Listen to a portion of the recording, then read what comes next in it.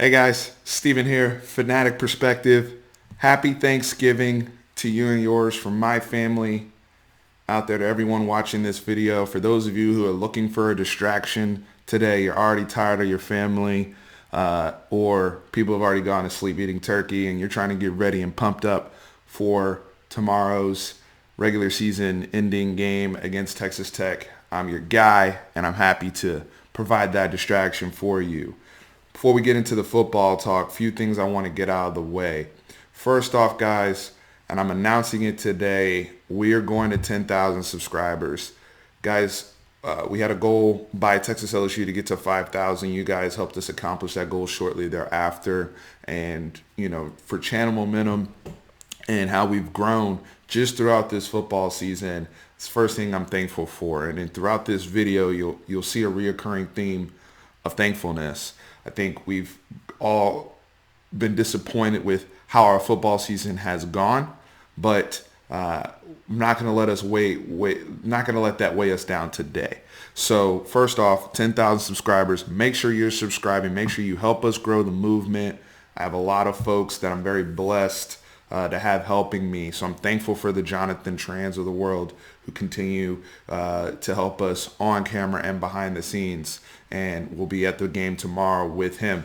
I'm thankful for Matthew McCullough, our producer, who is a junior at UT, growing his portfolio, doing so much for us to help us improve our look, our sound, and some of the other things that we're going to have going on social media. So those links are below to follow. But thankful for Matthew and Tran for all of their contributions to the channel, any of the guests we've had on over this past football season, I'm also thankful for as well.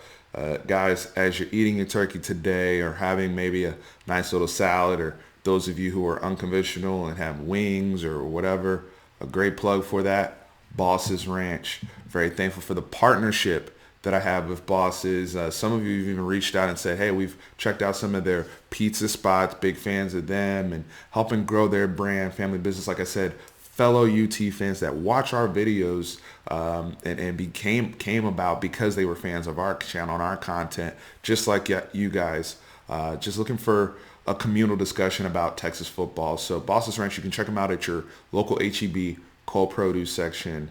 This Red River Ranch flavor. Woo! So, as we get into our prep here for Texas Tech, because I'm going to end this video with 5 things I'm thankful for. I'm going to do 5 things that I'm thankful for throughout this Texas football season. We'll get into the injury report, coaching staff changes, all the news, but I'm going to conclude with the 5 things I'm thankful for. So look out for that. But as we get into Texas Tech prep, this is a game where tomorrow morning it's Jekyll and Hyde for both of us. Texas Tech 4-7. They lost against Kansas State at home last week, season on the line. They needed to win out to get to bowl eligibility. They were unable to do so. They lost 30-27, and disappointing season for them. Disappointing season for us. We're gonna have a lot of guys out tomorrow. They have some seniors who it's gonna be their last football game they ever play in college. So what type of teams show up? Texas Tech has also had some really, really painful close losses, right, that have impacted their season, most notably the Baylor game, 33-30, I think, what was that, triple overtime, where there were some officiating issues. So, this is an opponent where we're not really quite sure what type of team shows up. Now, we have to be prepared for the good version of Tech, because the good version of Tech is a team that pushed a Baylor, pushed a Iowa State, beat a West Virginia in Morgantown, and is a team that featuring a Jet Duffy, a TJ Vasher, guys that have given us problems in the past.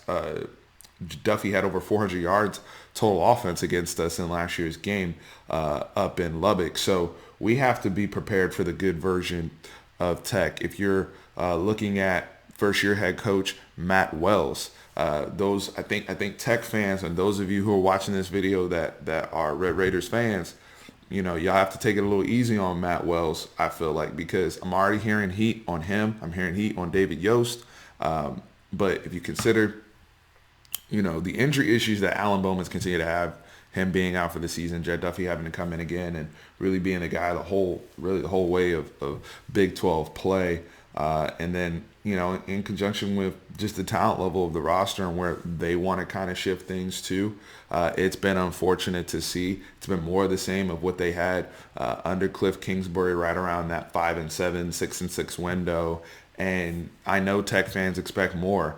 My buddies who are Tech fans, I wanted to get them on maybe we'll do some post recap with them. But I hit up one of them, and my buddy Chris, shout out to Chris, happy Thanksgiving to you and your wife.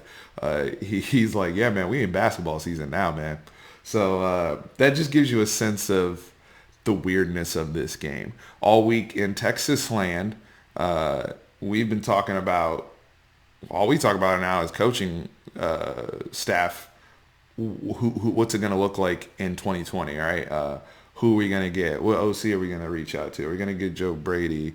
Are we going to get Chad Morris or any of these other names that are out there? Are we going to grab somebody from the NFL? Like, I feel like we haven't really kept our eye on the ball to this game, and that's because of the frustration and disappointment. A lot of people have been honing in, myself included, on the press conferences. What are coming out of these coaches' mouths, whether it's Tom Herman speaking, Tim Beck, or Todd Orlando. So there's been a lot of nitpicking of their press conferences, rightfully so. Expectations were not met. As Tran said in a previous video, it's a pass-fail situation. They failed, period. And now changes need to be made. Hopefully, and I'll get to this person later in the video, but Chris Del Conte is a part of that brain trust that's going out there to address this and get the best, most talented coaches here on Texas staff. But in terms of the football game that we have tomorrow, it's senior day. Pride, right? We have captains who are seniors: Zach Shackelford, Malcolm Roach, Brandon Jones. Anybody else I'm forgetting? The folks that we've had, all season, and really since 2016, love-hate relationships. But this is their last time playing at DKR. Are we going to go out with a sense of pride? Are we going to go out saying, you know what, this season hasn't gone the way we wanted it to go, but we're going to come out here and play a clean game. We're going to come out here because we love the game of football. It's still Big 12. We're still going to a bowl game. Texas Tech can't say that right now. How are we going to match up? Are we going to, because to me, one of the keys to this game right off the bat, just looking at it, are we going to regain our offensive identity? This is what it really comes down to, because teams have been able to move the ball and score points on Texas Tech all season. Now they're a much stingier defense, in my opinion, than we are. They have 23 sacks, I believe 18 interceptions. I'm going to get to the brother Coleman, the Longhorn killer, in a minute. But, offensively for us, I look at the TCU game. They lost to TCU, another close game. I believe that was up in Fort Worth. TCU has over 200 yards rushing, over 300 yards through the air. I think almost 600 yards total offense. And we've seen their offensive struggles. We see even teams like Kansas State able to move the ball through the air on them. So even though they're advantageous in getting sacks in terms of the Texas Tech defense, and getting sacks and producing interceptions, there are going to be opportunities for chunk plays for us. Will we be able to maximize those opportunities? I'm looking at a guy like a Devin Duvernay, his final game at home on senior night, having a big day, seeing more opportunities for Brendan Eagles and some of the other younger receivers, while we're, again, without Colin Johnson, who will step up. Will we see Roschon Johnson step up and really carry the load?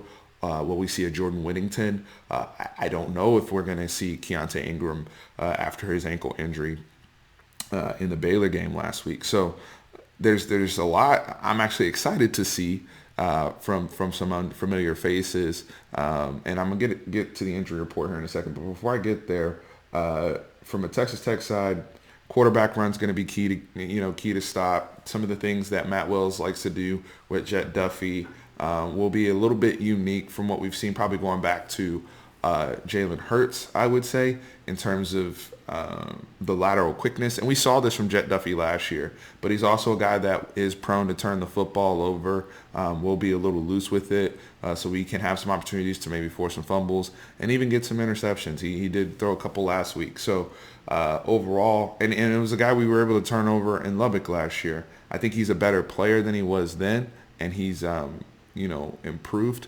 But he's been in a tough spot playing behind Alan Bowman and being a backup and being asked to play the whole season, and things haven't gone for them the way they've wanted to. And I've touched on that.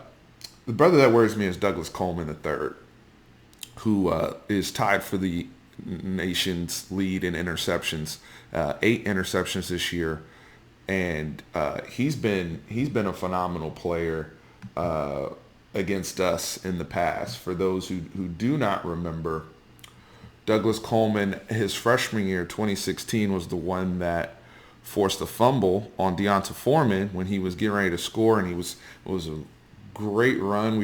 I think we were 4-4 at the time playing in Lubbock, and Foreman had a monster game against Tech that day and broke off a bunch of runs. He had the run where he lost his shoe, and it was another run where he's literally getting ready to cross the goal line, and Douglas Coleman, freshman, rips it out, takes it back 100 yards for a touchdown against us. Longhorn killer. Following season 2017 against young Sam Ehlinger, we give away the lead. We're now we're trying to come back on our game-winning drive. Sam Ehlinger, being aggressive, throws a football down the field to be intercepted by Douglas Coleman III, who ends the game in Austin. Speaking of in Austin, I don't think we've beaten Tech in Austin since Mac Brown was here. So that's another thing we got to get off the snide with. But Douglas Coleman's been a Longhorn killer in the past. He's a senior now. Seems to just have these moments against us. So that's something we have to keep our eye on. And he hasn't gotten an interception in the last couple weeks, but he's been a menace in Big 12 play. I believe he was a midseason All-American at free safety. So that's a brother we really, really, really got to look out for. And you'll probably hear his name called a few times throughout the game. Now, in terms of predictions and how I see this thing playing out, it's tough to say when you look at our injury report, and I hate to be that guy to go back to some of the injuries we've been faced with. But when you look at this list, I'm looking at the list right now. Samuel Cosme, who is questionable with sprained ankle. Devin Duvernay is going to play. He does have the knee contusion, which is kind of similar to what Amari Cooper's dealing with right now with the Cowboys, but I would expect him to play. Jalen Green's not. I doubt Jalen Green plays with the sprained ankle, but he's played through some injuries this year.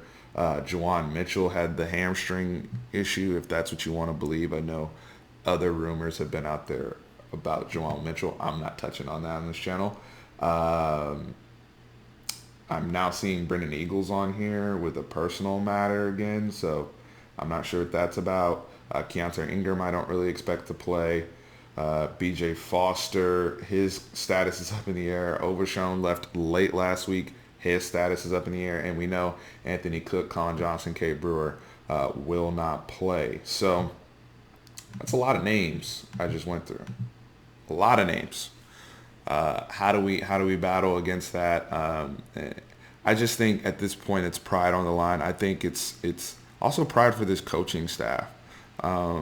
You hear Tech fans, again, I mentioned this earlier, you hear Tech fans complaining about Matt Wells and David Yost and some of the things they've done this year.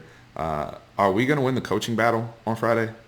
Like seriously, Tom, this is something where it's start trying to build up that confidence in whatever guys are staying or whatever guys are going, because that's the next thing we're going to get to after this. But just something that you pull out, or something a decision that's made, or a tell that you pick up on from the opponent that can help us win a ball game tomorrow, and really honor our seniors in a good way and finish 7-5. It's better than 6-6, and get to bowl season and bowl prep with some sort of momentum. Also, protecting your home field is also very, very important. Folks like myself and other Texas fans who are coming out there tomorrow on a holiday weekend, and we want to celebrate. We want to go out the right way, even with disappointment looming over this season. So I do think Texas will win this game. I think it's going to be a high-scoring game. I think we're going to be able to reestablish some things. I do think with as banged up as we're starting to show again on defense in the backfield, I think we're going to see a lot of young guys play. And I think there's just going to be, you're going to see some mistakes on the back end, especially when you're talking about potentially not having Jalen Green and Anthony Cook. We're going to give something up to Vasher and R.J. Turner and some of those guys who have been staples for Texas Tech. But overall, I think we can pull it out 40-37. That's my prediction. Curious to see what everybody's predictions are below in the comments for tomorrow's game against Tech. And Tech fans, I'm thankful for you guys and welcome. And any opposing fans, always happy to get y'all's opinions on the football game. So, staff changes.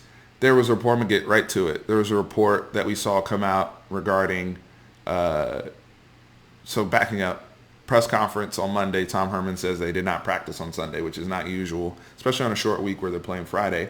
They did not practice on Sunday, which they normally do. He met with the staff, and it sounds to me, and this was, I believe, reported by Chip Brown of 24/7 Sports, that Derek Wareheim and Tim Beck have already been told they're let go, but they're going to coach the game and finish out the regular season. And then more staff changes are going to be kind of decided upon during the bowl week and whatnot. Also, it's important for Tom Herman and Chris Del Conte to start back channeling on new hires, right? So, and they got to start working on that, whether schools will counter or if they're going to the NFL. A lot of these folks are still in season. If we're looking at, I've heard rumors about the Clemson thing. Clemson's going to be playing, assuming they go unscathed and win the ACC, they'll be in the playoffs. So these are some things back channeling has to go on to try to get a deal in place, even if it's somebody that you're pursuing like a Joe Brady. If I'm them, I do my due diligence. You leave no stone unturned, and you reach out to any and everybody that you feel can make this team better. Cohesion is important amongst the coaching staff, but at the end of the day, you want the best football minds in America on your staff. The best football minds that money can afford need to be here at Texas, period. So, you look at the guys that were let go. Listen, guys, it sucks for those guys, and I know some of you are dancing on their graves, and that's not right to me. We wanted these guys to work out. Now, I was critical of the Tim Beck hire when they made it, as many other Texas fans were. He was not a popular hire, and there were other hires that were made where we criticized at the time. But at the same token, I don't know the man personally, and with it being holiday season, it always sucks to see somebody lose their job, especially this time of year. Now, it's strictly business, never personal, going back to a little New Jack City, Brown reference there, but strictly business, man. But at the same token, I'm not going to dance on these guys' graves. I wanted it to work out as a Texas fan. Anybody that wears the burnt orange, works for this university, works for this program to try to get us to where we want to go. We have a common goal there, but it didn't work. Right, and they weren't productive. And when you're not productive in this business at this level, you need to find others who will be productive, and folks are being removed right now. So again, we do need to kind of chill out on all the bashing and whatnot. These guys have families. These guys have children and other folks out there where it's holiday time and folks are losing their jobs. Deservedly so, but it's still a tough time for all of them to get through. It's not like a head coach losing his job where he has a buyout package. Like you even see another coaching thing is the report that Larry Fedora likely will move on. I'm assuming his son Dylan, who was also an analyst here, will be following him to wherever he wants to go. Sounds like he wants to pursue another head coaching opportunity. I know in the press conference when Tom Herman talked about his mentors, he listed Larry Fedora along with Mack Brown and his wife Michelle Herman as people that influence him and he leans on during tough times. And at first I'm like, oh damn, that's a tell that he might be our new OC. But it sounds like he wants to get back into being a head coach. But to my point about buyouts, he's being paid $12 million from North Carolina for as long as he was there, and they're still paying out his buyout. So I'm not talking about people like that. I'm talking about these position coaches like Coach Wareheim, who don't even make $1 million or anything like that. So this is tough times when you're being let go. But Tom, I think, is learning, like, if you want to be at this level as a head coach, it doesn't, friendships aren't relevant here. Your network is, and relationships in terms of the players is relevant, but in terms of winning and who you're working with and all that, it's about business, man. And it sucks for those guys, and I wish them the best. I always wish any coaches that get let go here at Texas. We talk about all the guys with that Charlie Strong guys, Vance Bedford, Sterling Gilbert, all those guys, right? I always wish them the best and want them to do well. Even Sean Watson, I want them to do well. But it is what it is, and we deserve a great staff. And I put this on Chris Del Conte as well as Tom Herman to go out there and get us the best staff possible for the University of Texas. So at the end of the day, I just want to close with my 5 things that I'm thankful for. Number 1, Roschon Johnson, teammate of the year, and a guy who, from a personality standpoint, from a work ethic standpoint, coming in as a freshman, moving from the quarterback position to the running back position with the success and giving the team every ounce of heart, effort, insert whatever you want in there, to this football team. When I think about the disappointment of this season, my heart hurts the most for guys like Roschon Johnson, and I'm also thrilled with what he's going to do here at Texas. I don't know what position it'll be at. I don't know if it'll be at quarterback or running back. That's also going to be dependent on who's going to be coaching here from an offensive perspective under Tom Herman. But I do know that Roschon Johnson, wherever he is, he's got a fan in me. He's got the support of this fan base from a work ethic perspective and everything that he's provided to this football team. Real on the field leadership from a freshman, Roschon Johnson. I'm very, very thankful for you, brother, and happy Thanksgiving to you and your family. Number 2 thing I'm thankful for, Devin Duvernay. And some of these are going to be players, and some of these are just going to be other things. Number 2 is Devin Duvernay, senior. I've said all year, Devin was always ready. He was just waiting on Texas. What does that mean?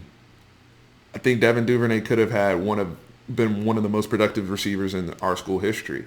Didn't get the opportunity to have the football in his hands. Wasn't put in the right places. Wasn't utilized enough.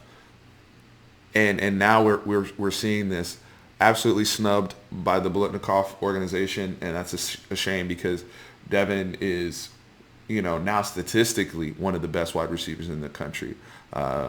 His numbers now speak for themselves, but the numbers always are just backing up and reinforcing the player we always knew he was, right? And you look at how quiet he is, but he leads on the field with the motor. He's had some injuries and some bumps and bruises that he's fought through and battled through, and couldn't be more thankful for all the contributions that he's brought here to the University of Texas, as well as his twin brother, Donovan, who plays on defense. Happy Thanksgiving to you and your family, brother. But he was our number 1 breakout player, so I knew what was, when I heard they moved him to the H, I knew what he was capable of, but he's even exceeded my expectations this season. That's how good Devin Duvernay has been. Number 3, I'm going to go with the defensive backs. And some of you are going to say, why are you thankful for the defensive backs? Some of them have been terrible all year. Guys, when I saw Caden Stearns out there fighting last week, and he's not healthy, but he's competing, he's trying. I'm looking at Overshown, he's trying. BJ Foster, and the injuries and the level of frustration that is there from those guys. But the talent level is there, and I'm seeing guys who are at least putting everything they have on the line to be there for the team. Where I haven't seen anybody quit. And I'm thankful for these brothers because the best is yet to come for them. These last 2 years that they have, because a lot of them are in the 2018 class, these next 2 years, 2020 and 2021, I think are going to be great years for them and foundational years for trying to get back to where we were when we actually could be in the DBU conversation.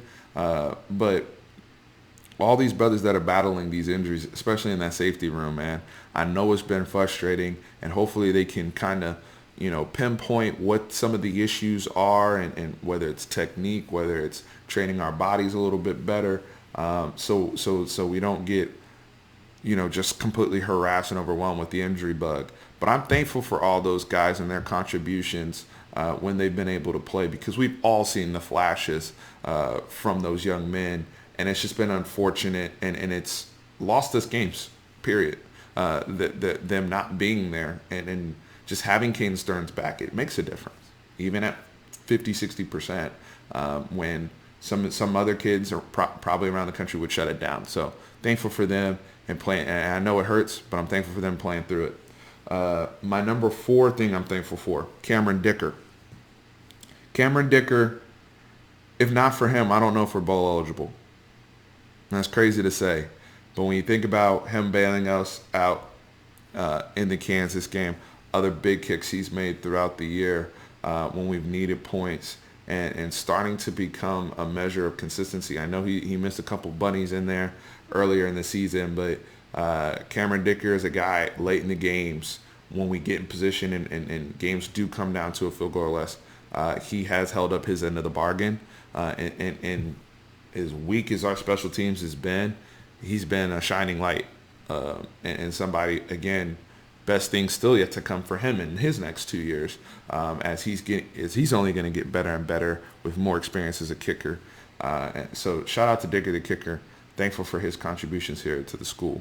My number 5 thing that I'm thankful for is the entire Texas fan experience that I've been, myself and Tran and others have been grateful to experience throughout this season.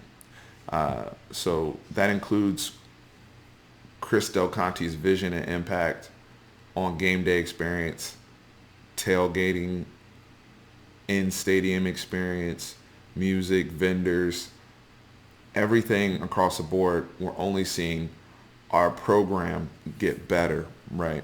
We have the new Moody, the Moody Center, or whatever it's going to be called, the new basketball arena coming.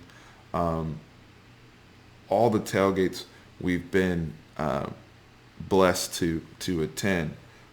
Josh King and his wife inviting us to their tailgate, Hornsball tailgate. I've had an incredible, every single home game this year, I've had an awesome experience. You guys that support this channel, every single video, you guys that reach out, Jared, you sending me film out there, brother. Bill, you're sending me Duncanville scouting reports, and you're excited for your nephew. And I just want to say happy Thanksgiving to every single person who goes out there every home game. And those of you who go to road games and away games, those of you who went up to Waco last week, I know Buster Smith did as well. I think he went to the Iowa State game. But everybody that's out here every week, win, lose, rain or shine, for this football team and for this program, I'm thankful for the community that we have, and it's only getting better. And when people come to Austin, so many of our LSU fans that came down here had a blast here in Austin. It was almost like a bowl game for them type of experience. Austin is a destination city, but we're finally, through Chris Del Conte's vision, learning how to capitalize on that. It only bodes well for recruiting. It bodes well for players' families, and that's what develops our brand and reputation as Texas across this country. So I'm very, very thankful for Chris Del Conte and the Longhorn experience, and everyone that comes on this channel each and every video to support. So guys, I would love to hear some of the things you're thankful for. I know the complaints. I know the disappointment. I've even gone through some of that today, but on a day of thanks, on a day of giving thanks, love to hear what you guys are thankful for with this football program and within our Longhorn community. Guys, I'm getting ready to head out to meet some family. But again, on behalf of my family, the Ngati family, the Fanatic Perspective family, Tran family, everybody, thank you for this channel. Thank you for helping us grow this channel and this platform. Guys, we're going to 10K. Thank you to Bosses Ranch, our sponsors. Let's get a victory tomorrow. Let's end the season the right way. Let's send these seniors out on a note. If you were at the game, tailgating early tomorrow morning, I'll be out there with Tran. Come say what's up, take a picture, grab a drink, whatever. Guys, horns always up. Happy Thanksgiving.